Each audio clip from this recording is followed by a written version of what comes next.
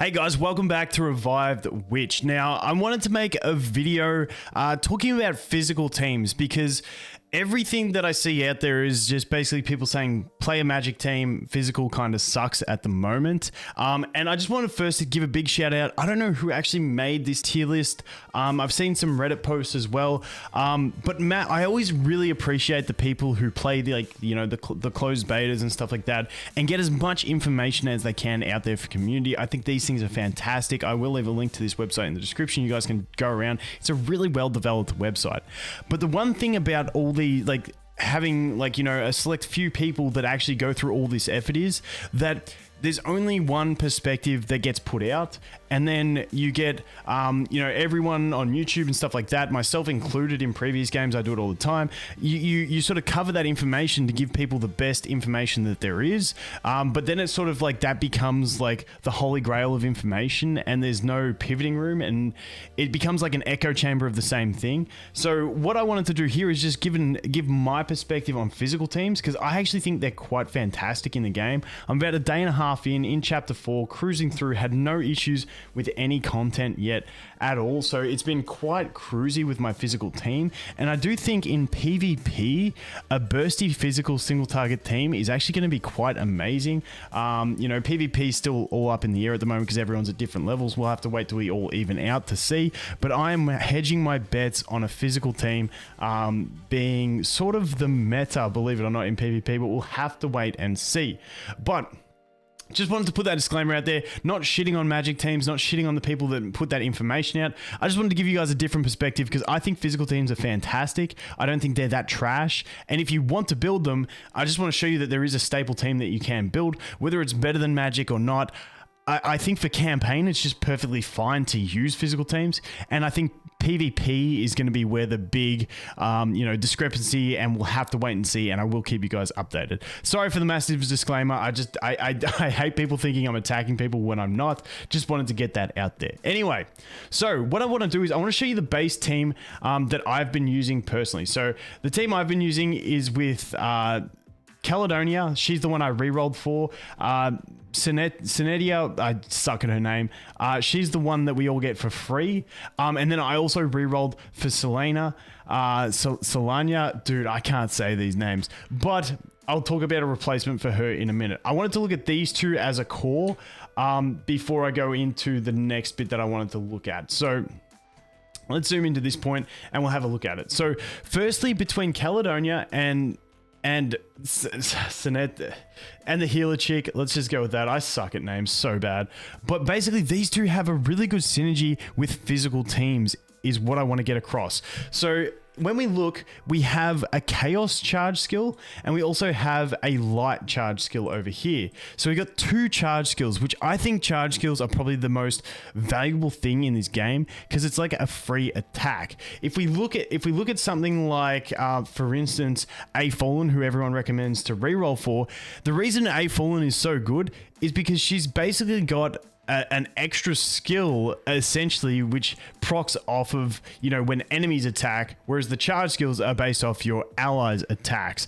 But she is amazing because she's casting the skill with that, so she's got her own sort of passive charge skill based on enemy attacks, and she is absolutely amazing. I completely agree with that. But what I wanted to jump into here was talk about these two first, then talk about the final slot of assassins, because I feel like assassins work really well, and then we will also talk quickly about Ella, because I just think Ella's just pretty well broken. So if you're a spender and you went ahead and you got Caledonia, you can pretty much just throw Ella in here and you'll be fine. I think Ella, especially once you unlock her passive, can be a tank pretty well as well. So we'll get onto that. But basically, what we have is this one is a charge skill. So after you do 4 attacks, you're going to be able to execute these charge skills. Now, the thing I want to note about most assassins, not all, but most of them have a 1 cost light ability, which means you're going to be able to spam them super quick, which means you're going to get around to these charge abilities faster. And I'm pretty sure the way I understand it from my testing when I've tried watching it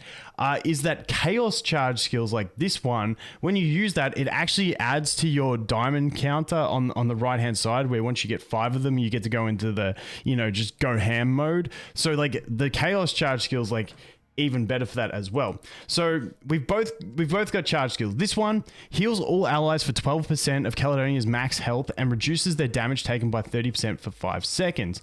Really nice. A heal and damage mitigation. Now, when you're playing with an assassin in the back, assassins are much more squishy than other things.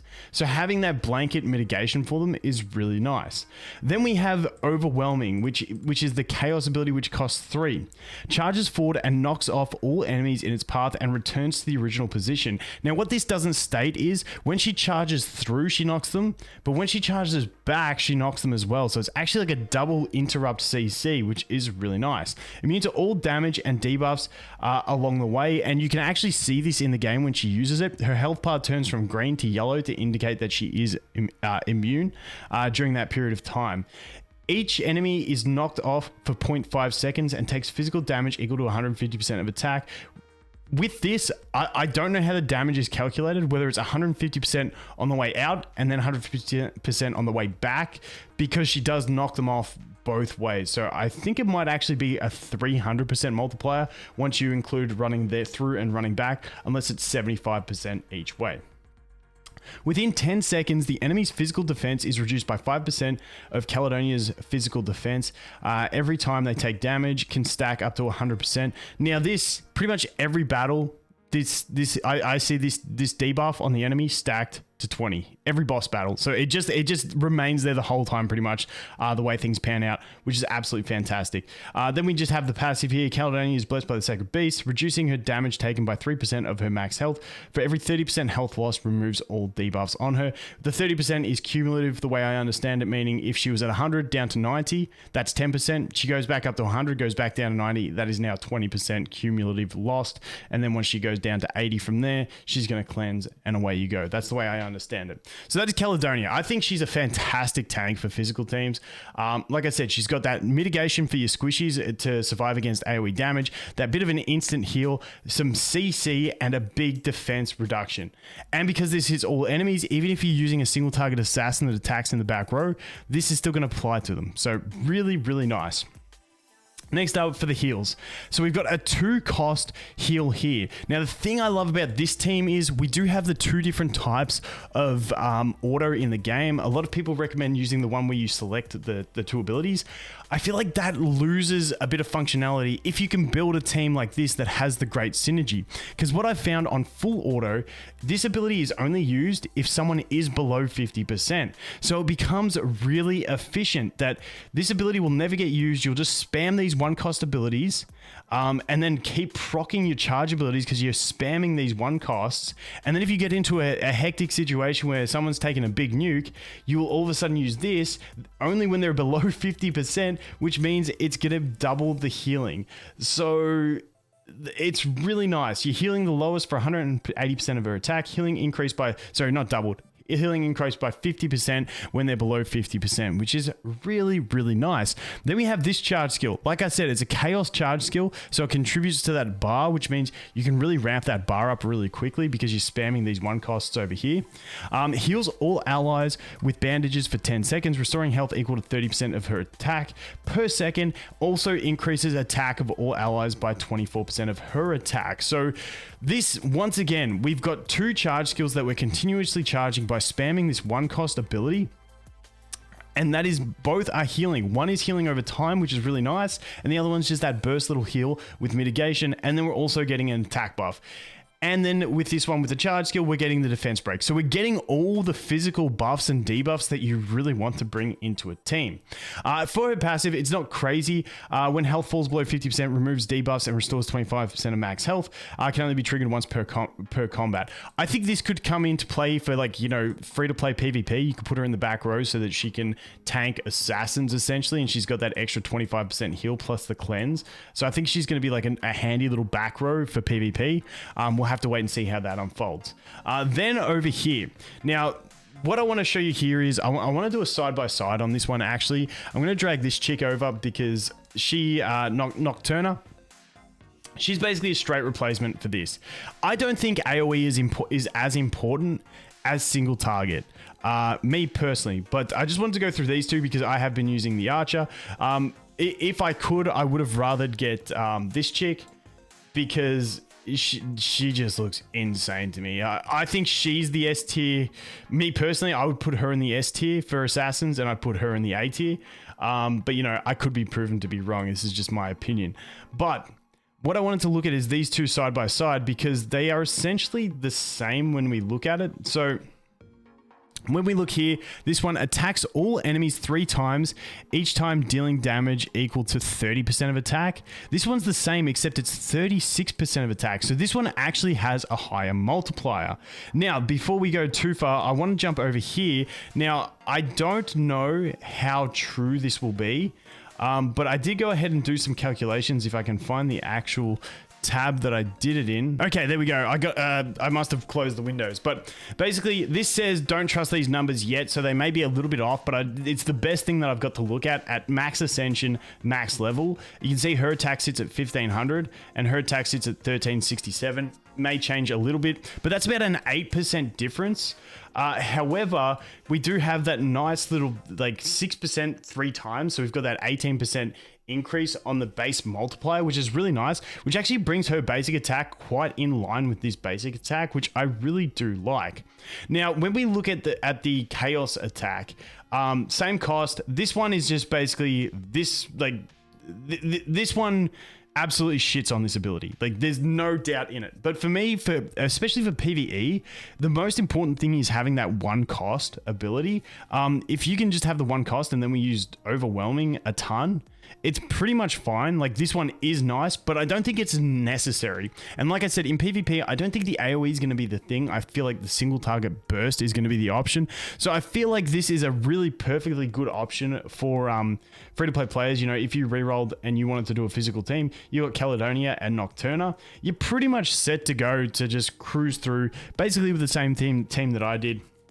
But you know, the archer is definitely a little bit better in this chaos ability. For this one, for the next 10 seconds, when dealing physical damage, inflicts extra damage equal to 30% of Nocturna's attack and heals herself for 12%. The heal, you know, can be nice in like when you're trying to get the assassin ascension materials, but you know, very niche. This one attacks all enemies 5 times, each attack dealing physical damage equal to 60% of the attack. So it's a 300% AoE multiplier. Within 10 seconds, when the allies deal physical damage, they inflict extra damage equal to 30% of her attack. So, you know, it's that same 30% thing, except this one I believe is only Nocturna's attacks, whereas this one is allies attacks. And then this one, you're getting a free 300 damage multiplier on all enemies. So this one really does shit on it, but I don't think it's like the core thing that you need in the character. And then this one here, we have 1% more damage with each attack, can stack up to 20 times. This one is 1% more damage and ignores physical defense equal to 1% of self-attack. If I scroll down, you can see it. Ignores 1% of self-attack, can stack up to 10% for both. So this one's just a 20% damage. This one's a 10% damage and 10% defense ignore. So I still think this one over here is a bit better, but still not too bad. And like I'm saying, I'm just trying to show you that there is a fairly decent free-to-play option for this one. And when we look at that core team with whichever assassin you want to go with, it's a really balanced team in that we basically have 2 light skills. We have the heal and we have the 1 cost assassin skill. And this heal is only going to be used if someone drops low, meaning we're going to be spamming this for days, which means we're going to be getting heaps of charge abilities and heaps of charge abilities over here, which is going to keep us all topped up, damage mitigation, and also attack buffed. On top of that, we're normally going to get an overwhelming in there at some stage to allow us to decrease the enemy's defense. And then if we go ahead and the AI, I can't really pick it on what it chooses to use between these two. But you know, there's not really a bad option. This one does mass damage. This one, you know, gives us a little bit of control over the enemies and also gives us really good damage increasing capabilities. So those are your 2 options. You have the 2 light options, you have the 2 chaos options, and in both cases, they're both really good options. Plus, you've just got these awesome charge abilities that are just going to keep rolling on, helping your team survive. And like I said, this team has been absolutely fantastic for me. So if you want to go ahead and do that, it's a fairly easy reroll. Like I said, you just go for Caledonia, and then you can just pick up a Nocturna as your SSR, And then away you go. You've got that team pretty much built because we all get her for free for the pre-reg rewards. So the next thing I want to talk about quickly is going to be over here with Ella.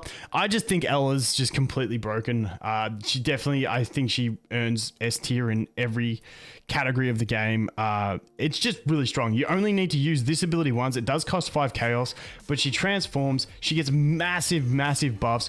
Her basic attack does so much damage. And it's just, it has so much in it. Deals physical damage equal to 240% of attack to all enemies. Dispels their buffs. Reduces their attack by 20% for 5 seconds. When in dragon form, also reduces their physical defense by 30% of Ella's attack for 10 seconds. It's just ridiculous. Like, this basic attack is so busted. It is a 3 cost. So if you do use Ella in this spot, in this team, Ella can't really tank, I don't think, until you get this. Maybe she could, but you know, I think this one's, the passive is really important. Giving her like a heal of 2.5% of max health per second, and reduces damage taken as well. But like, this ability, you've only got to use this one once. So in this team, if this is the team you were going for, you'd be pretty much spamming this one. Like I said, your charge abilities would take longer to get across. But once you get 1 chaos, turn her into a dragon, she's doing so much effectiveness. But in this, you also have the damage mitigation of a defense decrease against all enemies. It's just a fully stacked ability. And she just seems busted, basically. So I just wanted to put her in there in case you're just buying the whatchamacallit, the pack that you get her in. If you're buying that, she's just godly, in my opinion. But the other thing that I wanted to look at is my favorite assassin. I definitely think she should be the top ranked assassin when it comes down to PvP. And this is one that I am saving my summons for when she comes through on the rotation. I just think she's going to be insane. And she ties in really well to the whole synergy of what we're doing over here. So basically, deals physical damage equal to 48% of attack to the enemy in the back row, increases crit chance by 5% and crit damage by 10% for 5 seconds, stacking up to 25% and 50%. The fact that you can spam this ability 5 times and have a 50% extra critical damage multiplier, plus also 25% extra crit chance, is ridiculous. And then on top of that, this ability deals damage to an enemy in the back row 6 times. If the enemy is defeated, switches to the enemy in the new back row. So if you kill them with 2 attacks, you have 4 attacks for the next guy, or next waifu.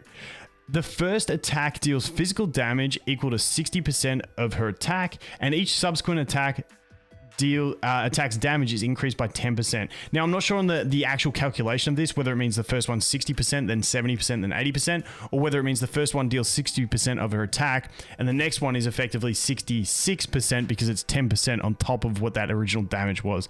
Either way, it's increasing damage. It's really nice. It's a pretty big multiplier. And on top of that, the icing on the cake that I absolutely love about this chick, when unleashing Meteor Slash, which is the light attack for 1 cost, there is a 10% chance to reduce the energy cost of the next Arcane Luster Slash to 1. So you can, instead of getting this off of 4, you do have a chance to get it off of 1. And if we get this to level 2, it's a 20% chance. So by the time you've done 4 attacks with this one to get enough to get this one off, odds on you've procced it and it's only costing you 1. And I'm really curious to see the way the AI works on this, because depending on how the AI works on this ability, for instance, in the team, I'd really hope that if you have like Caledonia in here, you would prioritize this as your Chaos ability if you got to 3. And then this one would only be used if you proc it at 1. That's how I would hope the AI works. It probably won't work like that, but it would be really nice so that you could keep the control and the defense reduction with this.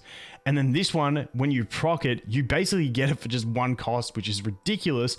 And the other thing that this does is, because we're spamming so many 1 costs over here, we're generating so many of these charge abilities.